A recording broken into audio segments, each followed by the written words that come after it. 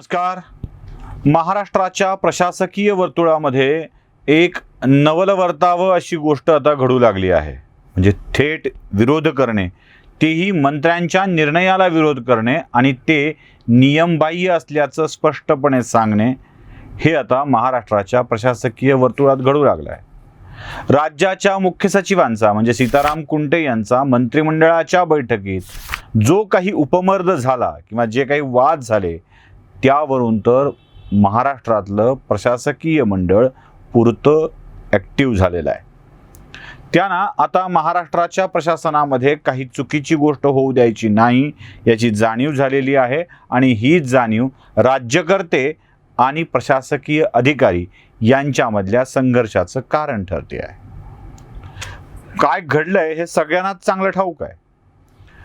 सिंचन विभागाचे म्हणजे पाटबंधारे विभागाचे अतिरिक्त मुख्य सचिव विजय गौतम हे सेवानिवृत्त झाले. यांच्या सेवानिवृत्तीनंतर त्यांनीच त्या पदावर कायम असावं असं महाराष्ट्राच्या सरकारला वाटू लागलं.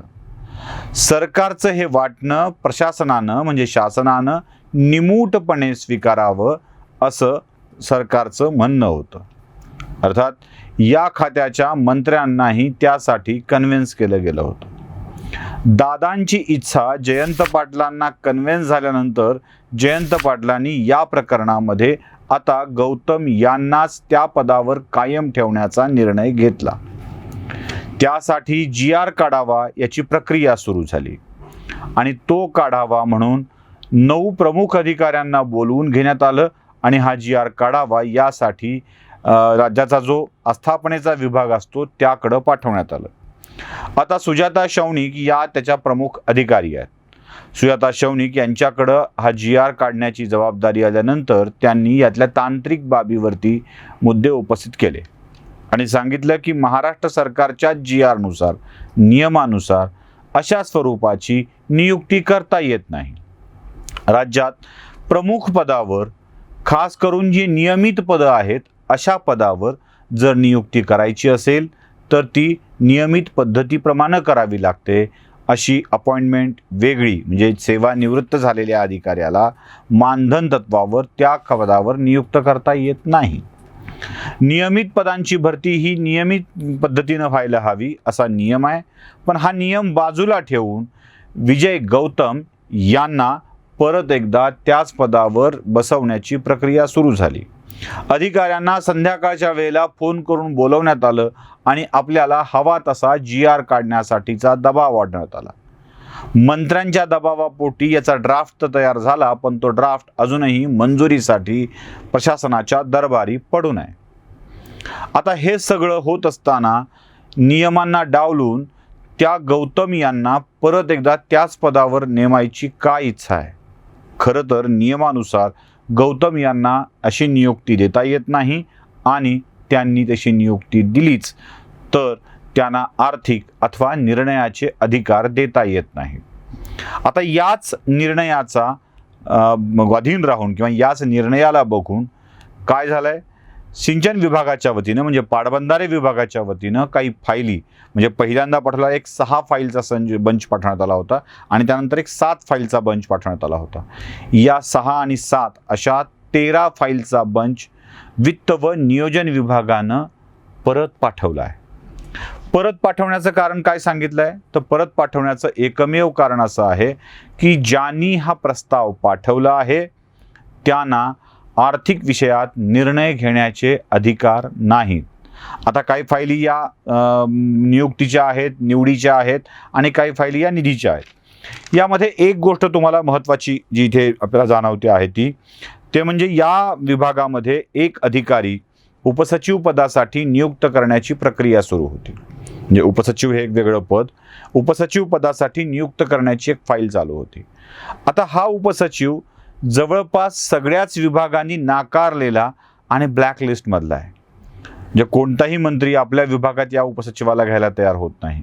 अशा उपसचिवाला आपल्या विभागात घ्यावं असा आग्रह गौतम यांचा होता आणि अर्थात गौतम यांचा आग्रह त्यांच्या प्रमुखांच्या म्हणून होता. त्यांना घेऊन बरेच विषय मार्गी लावायचे. आता बरेच विषय कोणते हाही प्रश्न आहे. राज्याच्या जलसंपदा विभागासाठी मागच्या अधिवेशनामध्ये एक मोठा निधी मंजूर करण्यात आला आहे आणि जवळपास हा 9,000 कोटी रुपयांचा निधी आहे. आता मागच्या ज्या अर्थसंकल्पात निधी मंजूर झाला आहे तो निधी आता पुढच्या अधिवेशनाच्या आत म्हणजे जून महिन्याच्या अखेरपर्यंत, कारण जुलैमध्ये अधिवेशन होणार आहे, हा खर्चावा लागतो आणि जर नाही खर्चला तर तो अखर्चित निधी म्हणून सरकारकडं म्हणजे वित्त विभागाकडं परत जातो. हा 9,000 कोटीचा निधी परत जाऊ नये यासाठीची ही सगळी धडपड आहे. आता या निधीमधून अनेक कामं होणार, जसं उजनी धरणाची काही कामं काढली, तर छोट्या धरणाची काही कामं काढलेली आहेत. ही कामं करण्यात यावी यासाठीचा मंत्र्यांचा आणि या विभागाच्या सचिवांचा आग्रह आहे. ही सगळी कामं आता एक साधी गोष्ट असते, एक चेन असते, म्हणजे याला आपण नियमित झालेला प्रकार असं म्हणूया. एक चेन असते, कोणीतरी यादी काढतं कामाची, मग त्याचं बजेट तयार होतं, मग त्याचं सगळं तयार होऊन त्यावर बजेट पडतं, मग काम कुणाला द्यायचं हे नक्की झालेलं असतं, बजेट टाकण्यासाठी कोण खर्च केला हे बघितलं जातं, मग ते पहिल्यांदा कॉन्ट्रॅक्टर ठरतो, मग कॉन्ट्रॅक्टर काम काढत असतो. सरकारची ही पद्धत आहे नेहमीची, म्हणजे एखाद्या माणसाला आता याला काम द्यायचं आहे असं ठरतं, मग कितीचं काम द्यायचं आहे, एवढ्याचं काम द्यायचं, मग शोधा, मग तोच माणूस शोधतो, मोजमाप तयार करतो, काय रिक्वायरमेंट बघतो, बजेट काढतो आणि मग तो बजेट काढून त्यात टाकतो, त्याची मागणी करतो, त्याला मान्यता दिली जाते, मग त्यावर बजेट पडतं आणि मग ते कामाचे टेंडर निघतं. ते टेंडरही अशा पद्धतीनं काढलं जातं की त्या विशिष्ट लोकांनाच मिळावं, मग ते सगळं होऊन काम सुरू होतं आणि मग आर्थिक लाभ पुढे जे काय होतं तो होतं. ही नेहमीची पद्धत आहे. अशा स्वरूपाची काही कामं नक्की झालेली आहेत आणि त्या कामाची प्रोसेस सुरू करण्यासाठी म्हणून काही फाईल तयार करण्यात आल्या होत्या आणि याच फाईल वित्त व नियोजन विभागाकडे आर्थिक मंजुरीसाठी पाठवण्यात आल्या होत्या. आता जे निवृत्त झालेले अधिकारी आहेत, ज्यांना परत नियुक्त केलं गेलेलं आहे गौतम, त्यांना आर्थिक अधिकार नाहीत असं वित्त व नियोजन विभागातल्या अधिकाऱ्यांचं म्हणणं आहे. आता बघा, मी पुन्हा वित्त व नियोजन हा शब्द वापरतोय. वित्त व नियोजन हे मंत्री अजित पवार आहेत आणि जलसंपदा विभागाचे मंत्री हे जयंत पाटील आहेत. दोघांनी आपसात ठरवून एक अधिकारी पुन्हा नियुक्त केला आणि या अधिकाऱ्यानं जेव्हा फाईल या विभागात पाठवल्या तेव्हा त्या फाईल अधिकार नाही या कारणावरून परत पाठवण्यात आल्या. मी नाकारण्यात आला हा शब्द वापरत नाही आहे, परत पाठवण्यात आल्या. याचा अर्थ अजित पवारांचा वित्त विभागावरचा दबाव, कंट्रोल हा देखील कमी होतोय असा स्पष्टपणे जाणवतो. सातत्यानं गौतम यांना घेण्यासाठीचा आग्रह काय हा मोठा प्रश्न आहे. ज्या फाईल परत आल्या त्या फाईलचं अवलोकन जरी आपण केलं तरी लक्षात येईल की गौतम यांना परत का घ्यायचं आहे. बरं, गौतम यांची कारकीर्द आताच्या सरकारमध्येही उत्तम नव्हती आणि मागच्या सरकारमध्येही उत्तम नव्हती. ज्या वेळेला कौशल्य विकास मंत्रालय सुरुवातीला देवेंद्र फडणवीसांच्याकडे होतं, नंतर ते संभाजी पाटील निलंगेकरांच्याकडे देण्यात आलं, त्यावेळेला या मंत्रालयातून वेगवेगळी कामं व्हावी आणि त्यात विशेषतः काही लोकांचं समुपदेशन व्हावं यासाठीचा एक प्रकल्प आणण्यात आला होता आणि तो होता कौशल्य विभागामधला मानसशास्त्रज्ञांची नियुक्ती करणं. विभागवार वेगवेगळी मानसशास्त्रज्ञ नियुक्त केली जावी आणि त्यांनी अनेक तरुणांचं समुपदेशन करावं, व्यवसायात बघावं, कुठले करता येतात, कुठलं कौशल्य डेव्हलप करता येऊ शकतं, कोणकोणते कौशल्य विकासाचे कार्यक्रम आखता येऊ शकतात, यासाठीचा तो कार्यक्रम होता. त्याच्यामध्येही मोठ्या प्रमाणात गडबड होण्याची शक्यता होती. मी झाली असं म्हणत नाही, शक्यता होती. म्हणूनच या विभागातून दूर करण्यात आलं होतं गौतम यांना. जे कौशल्य विभागातून त्यांची रवानगी दुसऱ्या विभागात करण्यात आली होती. पुढे ते पर्यटन विभागात काही काळ गेले. रावळ त्याचे मंत्री होते युती सरकारच्या काळामध्ये. शिवसेना भाजप शिवसेना या सरकारच्या काळामधली गोष्ट मला सांगतोय मी. सारंगखेडा नावाचं जे प्रकल्पाचं काम चालू होतं त्या प्रकल्पाच्या कामावरही बराच गदारोळ माजलेला होता. तुम्ही जुन्या बातम्या सर्च केल्या तुमच्या लक्षात येईल. या सारंगखेडा प्रकल्पाच्या बाबतीतही अनेक वाद निर्माण झाले होते आणि या वादाच्या मुळाशी कुठे ना कुठेतरी हे गौतम महोदय होते. जिथे जातील तिथे वादग्रस्त अशा स्वरूपाचं काम झालं आहे. राजकारण्यांशी, मंत्र्यांशी, आपल्या विभागाच्या मंत्र्यांशी तडजोड करत त्यांना अनुकूल होईल अशा पद्धतीनं टेंडरिंग करणं, फाईल काढणं, अशा स्वरूपाची काम करण्यात गौतम यांची ख्याती आहे अशी चर्चा हे मंत्रालयातल्या अधिकारी वर्गामध्ये आहे.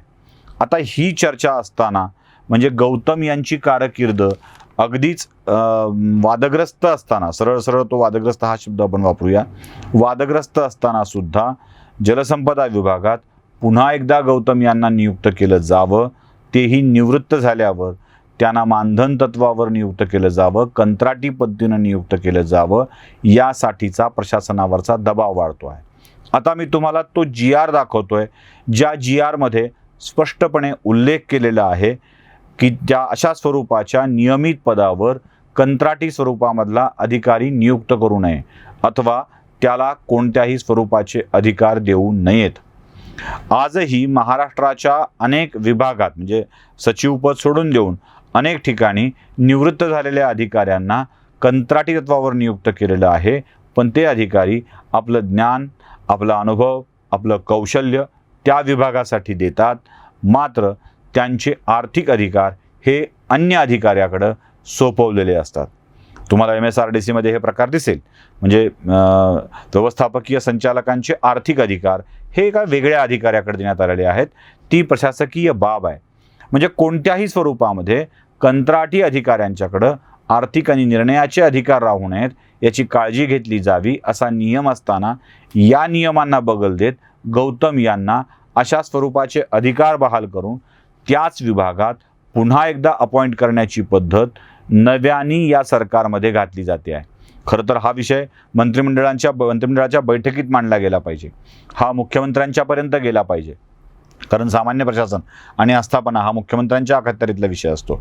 असं असतानाही मुख्यमंत्र्यांना कळू न देता मुख्य सचिवांशी वाद घालून ह्या विषय पुढे रेटण्याचा प्रकार होता आहे. आणि इथे नेमक्या सुजाता शौनिक सारख्या तरुण अधिकारी, जे टीना दाबी IAS होण्याच्या आधी सुजाता शौनिक याच अशा अधिकारी आहेत की ज्या सर्वात तरुण IAS अधिकारी होत्या.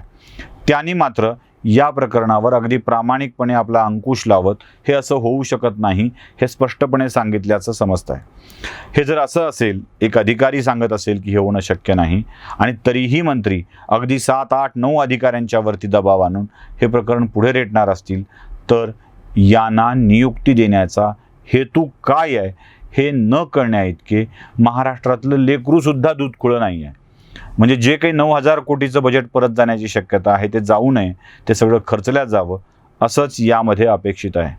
मंत्र्यांच्या, हेवीवेट मंत्र्यांच्या पदराआड लपून अशा स्वरूपाची कारस्थाने करणाऱ्या अधिकाऱ्यांना पुन्हा पुन्हा नियुक्ती मिळत असेल तर ही नियुक्ती देशाच्या, राज्याच्या धनाला म्हणजे पैशाला, निधीला धक्का लावणारी असेल. अशा स्वरूपाचं कृत्य मंत्र्यांनी करण्याआधी विचार करायला हवा. लोकांना हे सगळं समजतंय याची जाणीव पण या मंत्र्यांनी ठेवायला हवी. नमस्कार.